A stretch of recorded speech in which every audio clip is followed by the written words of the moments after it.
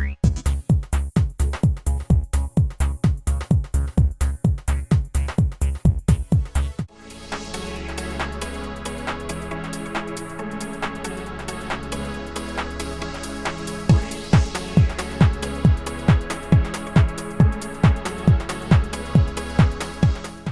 to Mainland Television Regional News. I'm Graham O'Brien, and coming up in today's bulletin, musical icon talks life and music, woman involved in court reported assault, docs find a FIO competition, Pattern publishes new tramping history, man and fridge will not be parted. She's a musical icon, born and raised in Nelson, and she arrived in town this week. Singer-songwriter Sharon O'Neill popped into our studio to talk with Chrissy Small about her memories of her childhood in Nelson, her life since Nelson, and the concert she has brought home to share with her Nelson family, friends and fans. I have our musical icon originally from Nelson, Sharon O'Neill, visiting in the studio. Sharon's here for a one public performance concert on Saturday night. And it's a real pleasure to have you here in the studio, Sharon. Pleasure to be here. Yeah, now look, you've flown in from Sydney. What is it like to come back to Nelson? What are the feelings? I love it. It's like instant home. I mean, you know, I have a home in Sydney and that's one thing. But it just brings back memories, and I see all the changes that are going on, and it's brilliant. I love it. Yeah. And I catch up with family. Yeah. You know, yeah. and get to have a sing at the same time. Oh, that's great, isn't it? What more could you want? I know. What are some of the most prevalent memories that you have of growing up in Nelson? The beach is like number one. I loved the beach, and every weekend we were there all day, every day. And other things, just the general town and the creativeness, and it was, you know, small and intimate, and we used to get together and have folk songs at the Shizelko. Right. And those memories are great. I had a lot of friends around that time, and we used to have a great sing-along. Those sorts of things. And school days. I loved the school days. I loved getting on the bus and going out to Waimea. Right. And intermediate and college, and my little primary school. That was great too. Yeah. I have memories about that, and running away with my girlfriend and freaking out the headmaster. was that at Tahuna Nui? That was at Tahuna Nui School, yeah. Yeah. No, great wee school, and of course it's still there, and it very much the same as it probably always was. Yeah, except when we drove in from the airport, I couldn't see it. It's a huge big hedge, and it was always very open, so I really never got to get that little memory at the time. But anyway, I'm sure if you popped in there and had a look, I'd be really pleased to see you. I'd love to do that. Yeah. Now, Sharon, of course, your career has spanned many years. You're going back from the 70s right through. Now, in the beginning, what inspired you to get into the music?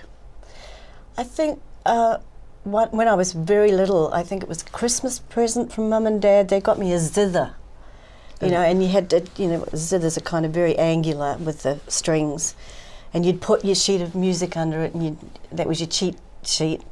But I loved it. I really fell in love with it. And the next thing was they got me a guitar, and I got a book. So I got a few chords, and then the lady up the road, 2 blocks up, she had a piano that she didn't need anymore, a big old-fashioned antique with the candelabra, you know, everything. Yeah. And we were allowed to have the use of it. So I had all these things going on, and of course I loved the radio. Right. So it all kind of happened, you know. I just started to warble and try to keep it in tune, as you do. Now, with the musical influences in your early years, what were they? Early years, well, I listened to anything on the radio, and Mum belonged to like a record club, and she would get all the things that she liked, but I had a choice of what I liked. So I had a Monkees record that was worn out, Art Garfunkel, of course Paul Simon, and that was like the start of it, and I wrote a lot of poetry too. Right. But I think what really kicked me in was when I left school and I worked for, it was 2ZN back then. Right, which is some Radio Nelson. Yeah, that's right. And I was in the program department. So in those days, a lot of like record company reps would come in and they'd say, you got to listen to this, because they wanted you to play it. Right. So I had all this at my fingertips and a little monitor unit and some headphones, and I could, even in morning tea time, I could listen to whatever I wanted. So it was kind of like that really kicked it in, and I thought, hey, and my favourites were things like music like the Eagles, Right. pretty West Coast American, I guess, Yeah. and some very traditional English folk. Yeah, so a lot of stuff that was harmony based as well. I can hear that influence there. Yeah, I love harmonies. It's where I go actually Right. first, Yeah. usually. And I had a little trio with my friend Nancy Richmond at the time, and Tony Hale, I think, played guitar, and we would do those sorts of folk songs. Right. But Nancy was the singer. Okay. And I was so happy doing the harmonies. And for a while there, I never ever expected for it to turn the other way around. But I've always loved doing harmonies when I record. It's just a natural thing for me. I love it. Yeah. Well, on a lot of your songs, your albums, I'm sure I can hear your harmonies. Oh, you can. In the background there. Yeah, technology, Yeah. go back in and do the first harmony, go back in and do the second harmony. Sure. And of course, it's a lot different now because everything's digital, and the old analog thick recording tapes have been. Sadly, the digital sound now is it's not really my cup of tea, so I can't imagine walking around with an iPod because it would be so close and intense in my head. But Right. that's just because I'm old-fashioned. Right. You know. You're still the girl behind the monitor with the big ear cans on. Yeah, that's me. That's me. I'm happy there. What a great job that would have been. Oh, it was fantastic. Yeah. It really was. Now, Sharon, since you moved from New Zealand, you went to Australia, and you have recorded more albums, but you've also diverted away from your own music. You've become a songwriter for other people. Who are some of those people that you've written for? I'm just trying to think. I know. I'm just thinking of Robert Palmer and I as an have, like, instant. more recently. Yeah. Now, But sometimes you do get covers that are unintentional. right. For instance, I know my partner Alan was on tour with Robert, I think, and he was in Singapore, and we had recently recorded Physical Favours, Right. and he was in a store, and he heard all his horn parts, and he went, ugh. And it turned out that it was a cover of Physical Favours by a guy called Alan Tam, and it was done in Cantonese, Oh. and I do have the copy, and it's hilarious. But it's exactly all the horn parts, everything's the same. So those things are accidental, and there have been Right. covers by in Canada and Japan and that sort of thing. Sure. But intentionally writing, it's almost been a situation thing for me. So I've only written with Robert because I was there, Right. Okay. and So it's that's fun too. yeah. Yeah. So it's an in the moment type of It is. affair. Yeah. Yeah. Yeah. And really the first person I seriously wrote with was Alan. Right. Because we're together, and it's very hard to walk past the piano sometimes. And he'll sit down and he'll start something, and then it's all over Red Rover. We have to Yeah. write the song. Yeah, I can imagine it would be fairly well intense and Yeah. full on. It's Yeah. good. I love it. Yeah, no, that's great. So of course you're still writing, which is fabulous. And at this concert on the weekend, will people get to hear any new material, or are you going to give them the favourites? I'm just doing the oldies, but I'm also bringing out of the closet, if you will, Yeah. some of the album tracks that I haven't had a chance to do live. Right. And I'd rather do that than just have some kind of reason that I've got to road test a new song. Right. So I thought, well, we'll just stick to what's been done and what I haven't had a chance to do live. So that's really what we're doing. Yeah. Yeah. Well, it's great news. Talking to promoter Ali Cook, there's been isn't some. she one? Oh, she's amazing. Wow. She has such energy. I know. I now, get tired. I get tired, yeah. So she said that at least 40% of the ticket sales have come from people outside of the area, which is brilliant. Apparently, which is wonderful that people would actually travel a distance Yeah. So it's going to make it even more special. Well, what is special about this concert, Sharon, is when you have performed in Nelson and in areas of New Zealand in the past, it's only been a few songs here or there, or you've been performing with groups like the Cats Away, so you've been covering their materials as well. But this show is unique in the fact that it is your show. That's the special thing, because I always breeze through town and I do like 5 songs and then I'm gone, and I love doing that, but it's just nice to be able to just breathe and do something a little bit more intense, instead of just skedaddling off. That's right. And and this is something that you've wanted to do for a long time, is to be able to provide the people here with a substantial show. You've not been able to in the past. A proper concert. Because this is you going, this is me doing my show, whereas before it's always you've been contracted by others to do certain songs or whatnot, but you have free reign here. I do.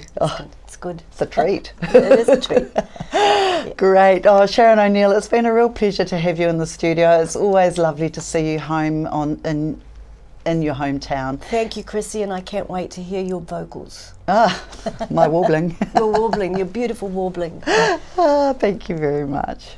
You're welcome, thanks. Yeah. A 39-year-old Nelson woman has been charged following an incident at the Nelson District Court this week with assault. Police have spoken to a number of witnesses to the incident, which happened about 12:30 p.m. in the first floor waiting area. The accused sustained a cut to her arm during the scuffle and was treated at Nelson Hospital and will appear in court on the 17th of November after being remanded on bail. Department of Conservation is running the Find a Fio online competition again this year for Conservation Week, which began last Saturday with the competition running through until the end of this month. Last year's Conservation Week winner from Nelson's, student Jasmine King, said her win, which included a trip to Tongariro National Park, was a dream come true, providing her with an amazing week of firsts she will never forget, which included a ride in a helicopter, seeing an active volcano, getting up and close with a Fio, whitewater rafting, holding, naming and releasing a kiwi into the wild, fly fishing and catching a trout. This competition is open to children aged between 7 and 13 years and involves looking for a Fio on a map of New Zealand on their website. This species, with a population of less than 3,000 native ducks left, is only found in New Zealand's fast-flowing waters and is an important indicator of the ecosystem's health, only existing in high-quality, clean, healthy waterways. The major prize is an amazing trip with a parent to Tongariro National Park to join the Doc Fio team to search for a real Fio. This prize will include flight, airport transfers and accommodation for 3 nights with meals. There are also 50 spot prizes up for grabs, so get onto the Doc website and find a Fio hidden on the online map. A new book on history of tramping in New Zealand was launched this week in Nelson. Craig Potton Publishing hosted the well-attended event at Page and Blackmore in Nelson Tuesday evening. We captured some of the event of the book launch of Tramping, a New Zealand History, with co-authors Chris McLean and Sean Barnett.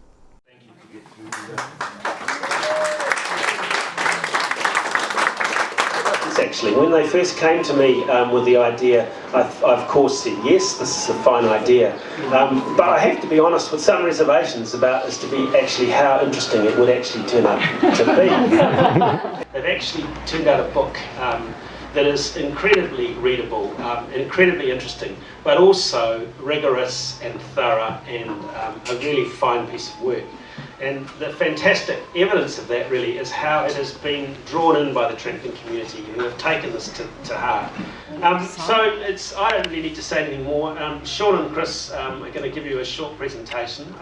Is that there is a wonderful wealth of places you can get to, and so easily. I mean, this afternoon, driving over from Blenheim, from the ferry, I stopped off at Flores Bridge, and within 30 seconds I was into that magnificent Potocarp Tower forest there, and a quarter of an hour later I was up at the first waterfall, and it was just a little highway reviver, but it reminded me of how easy it is to get into sublime scenery in this country.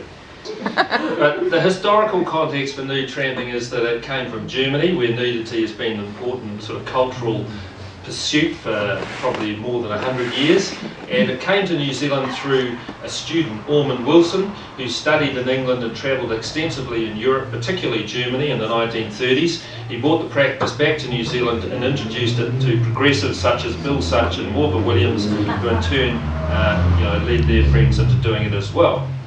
And it's something that's still practiced today. Admittedly, it's a minority pursuit, but it's one that I'm very happy to admit to. I'm not sure I'm quite as keen as these two.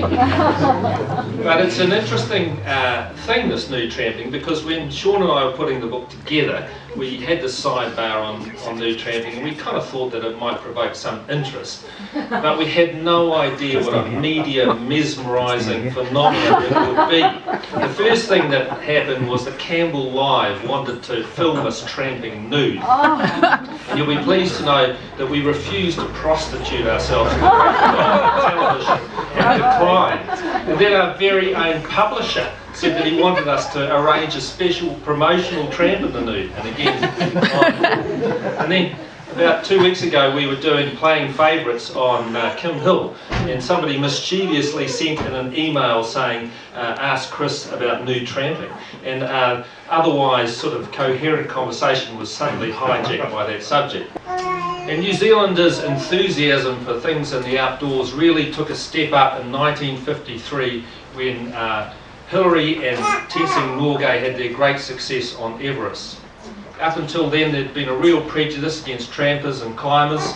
Members of the Alpine Sports Club in Auckland, for example, gathering in Queen Street to go down perhaps to Tongariro National Park for a climbing trip, would see people looking askance at their packs with ice axes and crampons. But after this great success, people's attitudes really changed, and New Zealanders started to see themselves as successful outdoors people. And finally, Rob Cope is a man on an insane mission, as he himself says, to remain sane. His Fridge Tour Part 2 is a charity fundraiser for Project Wildman. Wildman is already running in Wellington, Auckland and Christchurch, and he aims to set up in 4 more cities in early 2015. I caught up with Rob and his fridge at Nelson's Cathedral Steps to find out about the Wildman project and to see if his mission's truly possible. Rob, you're dragging a fridge around New Zealand. Sounds a bit like a TUI ad. Can you tell us what's going on? Yeah, if TUI want to come on board and sponsor me, that's good. Thanks, TUI. No, this is actually about, last year I did this tour to promote my first book, Men Wanted for Hazardous Journey, which was a look at our Kiwi man culture and some of the beliefs that we live by and where those beliefs have led us. And so this year it's about fundraising for our charity Project Wildman, which is basically a structure and environment for helping us guys to actually start talking about some stuff other than just sports and sex and work and stuff.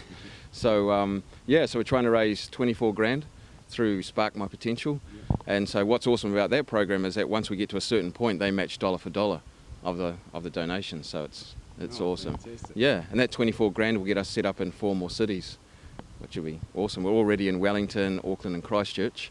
And it's like if you want us set up in Nelson or Wanaka or somewhere else, then come along and hear me speak and see how you can help get us set up in your town. Oh, yeah, that's fantastic. I mean, we all know that men's health is one of the top issues at the moment, and anything that people can do helps us all in the end. Yeah, for sure. I mean, I don't know, us men are kind of like emotionally retarded, I think. Because it's like if I don't look after my physical health, I'm not going to be physically healthy. But it's the same with my mental health. If I'm not actually working on my mental health and figuring out why I'm angry all the time, or why I'm anxious, or why I'm depressed, if I'm not working to figure that out, then I'm just always going to stay in that same cycle, right? So it's a matter of learning to talk about it, so that I can actually process it and then understand it. And when I can understand it, I can begin to change it. Yeah, that's a big ask for Kiwi men to get on board with. How have you been received so far? Yeah, really good. Well, the thing is, trying to get men to an environment where they can talk is the hard part. But once they're actually there, it's magic. But because we have these unspoken rules of manhood in New Zealand that said men, we don't talk about that stuff. It's really going counterculture. Just pushing it all down and never, talking about it and dealing with it doesn't work. Yeah, that's a big issue. Excellent, Rob. Hey, thanks very much, and good luck with everything in your tour. Cheers, mate. Thank you very much. After the break, we'll bring you the latest weather update and some events and happenings coming up from around the region.